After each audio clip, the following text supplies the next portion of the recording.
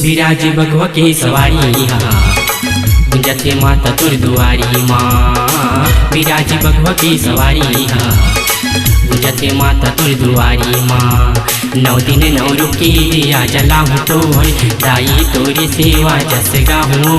9 दिन 9 रूप की दिया जलाऊं तोर दाई तोरी सेवा जस गाऊं। सेवा करे पंडाओ पुजारी बिराज बघवा की सवारी गुंजते माता तुर दुआरी माँ। बिराज बघवा की सवारी गुंजते माता तुर दुआरी माँ।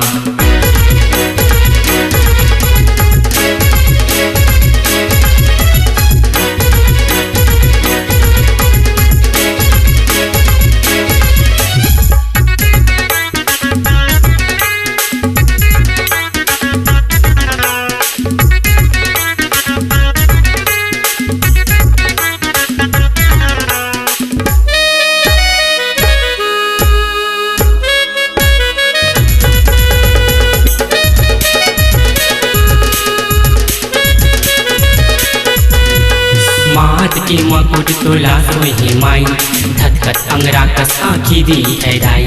शक्ति के रूप ले अवतारी बघवा सवारी करे मोर दाई। बघवा सवारी करे मोर दाई। मात के मकुट तोला सोही माई धतकत अंगरा कस आँखी दी ठहराई। शक्ति के रूप ले अवतारी बघवा सवारी करे मोर दाई। बघवा सवारी करे मोर दाई। माता 9 दिन माँ 9 रूप दिखाई भगत मन तुर सेवा 9 दिन जस गाई। माता 9 दिन माँ 9 रूप दिखाई भगत मन तुर सेवा 9 दिन जस गाई।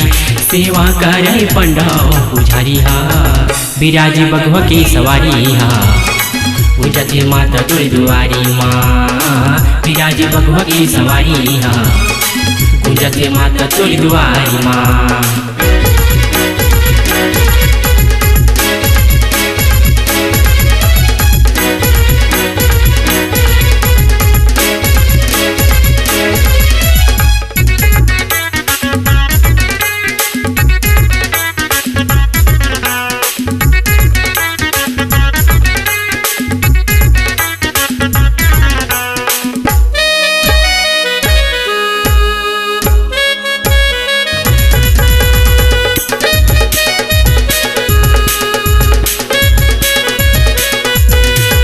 तोरी दरस पर आवत ही दाई खाली है झोली भर देते माई।